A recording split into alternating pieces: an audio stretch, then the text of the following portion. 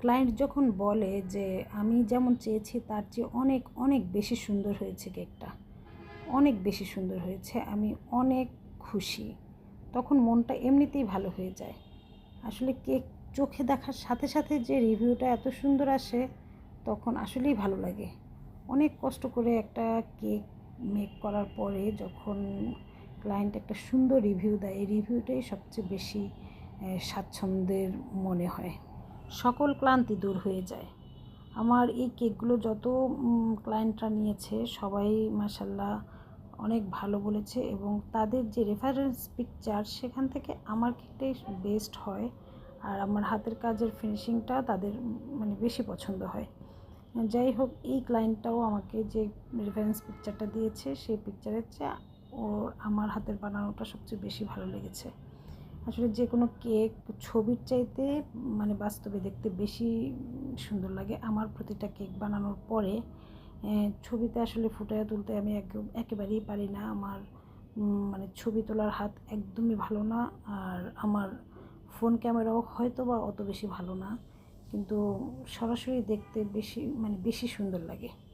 আমি এই গোলাপগুলোকে যখন কেকের উপর বসাই, তারপর আমার বাসার যারা সদস্য আছে তারা দেখেই বলতেছে যে রিয়েল রিয়েল ফ্লাওয়ার কোথায় পেলেন।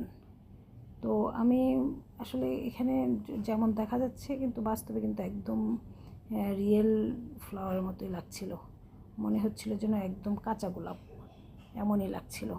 তবে এই যে ডলের যে জামাটা, আমি ফন্ডেন্টের জামাটা বানিয়েছি কয়েকবার, কিন্তু এই নজেল দিয়ে এই প্রথম বানাইলাম।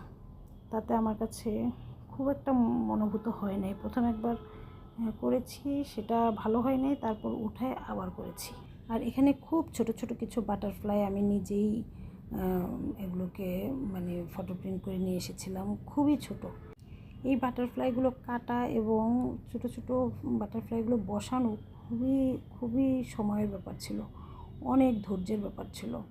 মানে অনেক সময় নিয়ে এই জিনিসগুলো আমাকে বসাইতে হয়েছে, কিন্তু আমি এখানে খুব মানে ফাস্ট ফরওয়ার্ড করে দেওয়াতে বোঝা যাচ্ছে না, কিন্তু বাটারফ্লাইগুলো বসানো এত বেশি সময়ের ব্যাপার ছিল।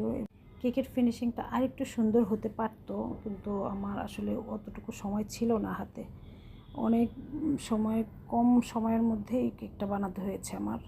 তারপরেও কেকটা কেমন হয়েছে সবাই জানাবেন। সবাইকে অসংখ্য ধন্যবাদ আমার এই ভিডিওটা দেখার জন্য। আমার এই পেজের সাথেই থাকবেন, লাইক কমেন্ট শেয়ার করে আমার সাথেই থাকবেন, আর আপনাদের মন্তব্য আমাকে জানাবেন। সবাইকে আসসালামু আলাইকুম।